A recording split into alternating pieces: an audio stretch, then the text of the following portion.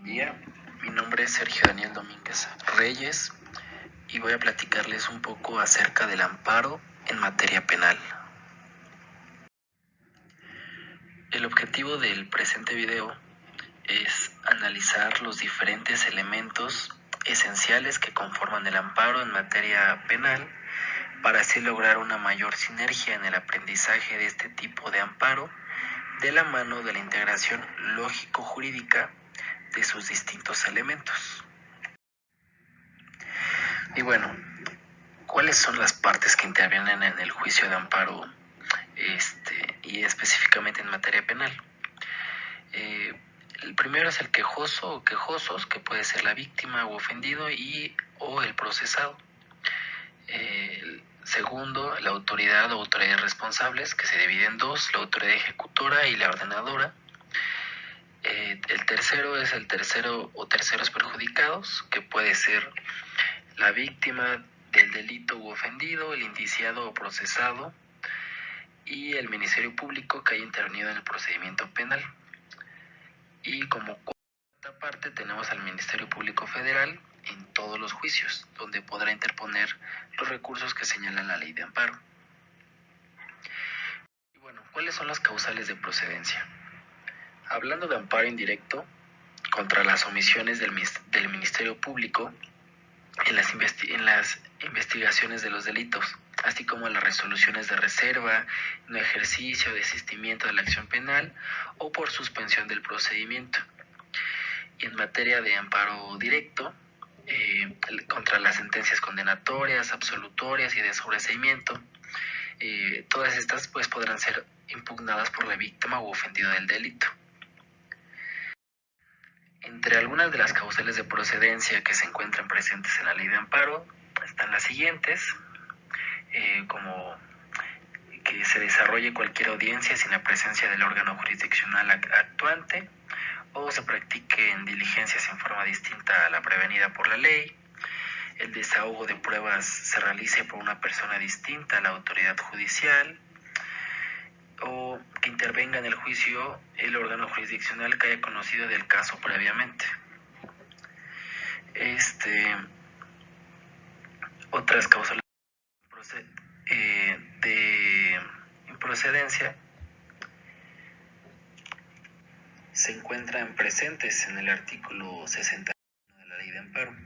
Las causales de improcedencia, las cuales son contra las resoluciones de los tribunales colegiados de circuito, contra resoluciones dictadas en los juicios de amparo o en ejecución de las mismas, contra normas generales o actos que sean materia de otro juicio de amparo pendiente de resolución promovido por el mismo quejoso. De igual forma, contra las resoluciones de tribunales judiciales, administrativos o del trabajo, de las cuales conceda la ley ordinaria algún recurso o medio de defensa dentro del procedimiento por virtud del cual puedan ser modificadas, revocadas o nulificadas. Sin embargo, de esta causal de improcedencia se exceptúa cuando el acto reclamado consista en órdenes de aprehensión o reaprehensión, autos que establezcan providencias precautorias o impongan medidas cautelares restrictivas de la libertad, resolución que niegue la libertad bajo caución o que establezca los requisitos para su disfrute. De igual forma se exceptúa cuando se trate del auto de vinculación a proceso. Y bueno, ¿cuáles son los plazos para interponerlo? Cuando se reclame la sentencia definitiva se debe tener claro, y que esta sentencia definitiva imponga pena de prisión, que el plazo para interponer el amparo será de hasta 8 años. Y los plazos se computarán a partir del día siguiente a aquel en que surta efectos. La suplencia de la queja en materia penal existirá a favor del inculpado y la víctima, aún ante la falta de conceptos de violación o agravios.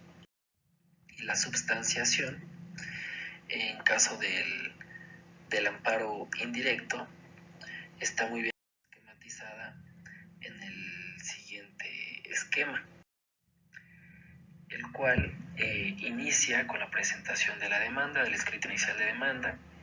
Puede haber alguna prevención, En caso de que no exista ninguna prevención y no se deseche el escrito inicial de demanda, se admite la demanda, se notifica al tercero interesado, si es que lo hubiese, y a la autoridad responsable.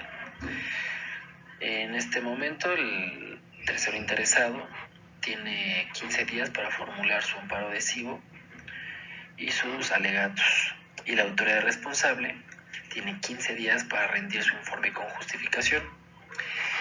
Una vez transcurrido ese plazo, se abre el periodo de ofrecimiento, admisión o desechamiento de pruebas y se genera la cita para la audiencia constitucional, en la cual pues se va a dictar la sentencia que va a conceder, negar o sobreseer el acto reclamado.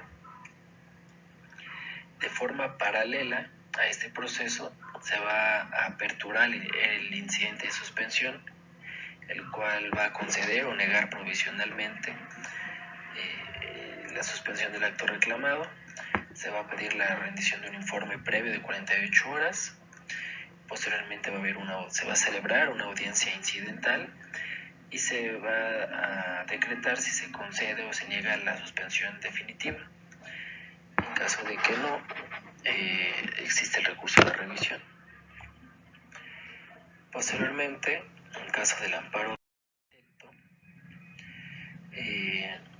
el presidente del Tribunal Colegiado de Circuito, en un plazo de 3 días, determinará si admite, previene o desecha la demanda, y posteriormente tendrán, en caso de que prevenga al quejoso, tendrá de 5 días para subsanar las omisiones o corrija los defectos que fueron precisados por la autoridad jurisdiccional.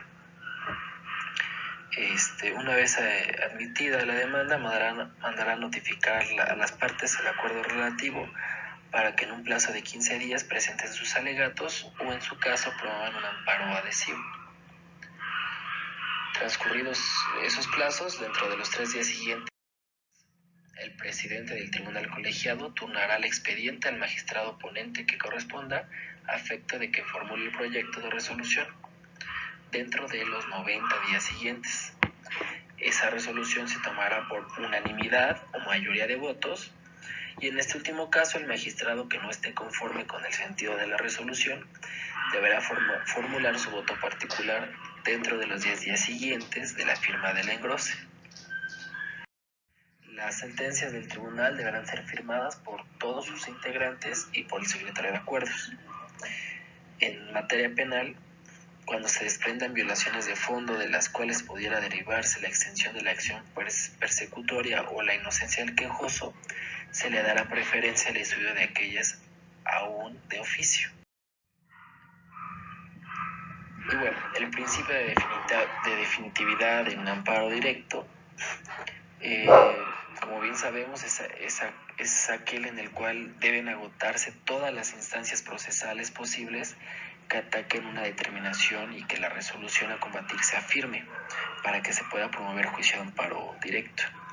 En materia penal, la Convención Americana sobre Derechos Humanos, que tiene como fin último que haya la máxima amplitud para tutelar la libertad personal, lo que apoya es el hecho de que este supuesto es claramente una excepción al principio de definitividad, es decir, que se va a velar siempre por la libertad personal de las personas, aun y cuando no se hayan agotado todos los recursos ordinarios. En materia penal, la suplencia operará aún ante la ausencia de conceptos de violación o de agravios. ¿Contra quién se promueve el juicio de amparo? En materia penal, bueno, pues contra el juez de distrito en materia penal, en caso del amparo indirecto, y contra la autoridad responsable, en caso del amparo directo. El tercer extraño juicio, pues debemos entender a cualquier persona que no ha figurado en el juicio o en el procedimiento como parte, pero sufre una afectación a su esfera jurídica dentro del juicio, ya sea en ejecución de las resoluciones dictadas contra ellos o en el transcurso del juicio. Y bueno, pues como conclusión, Como podemos observar, el juicio de amparo en materia penal tiene ciertas particularidades que lo distancian del mismo en otras materias, ya que en materia penal es indispensable proseguir un procedimiento más garantista, puesto que uno de los derechos fundamentales en juego es la libertad, un derecho máximo para el ser humano que requiere de una atención y tramitación especial. Entre mis fuentes de consulta está la ley de amparo y el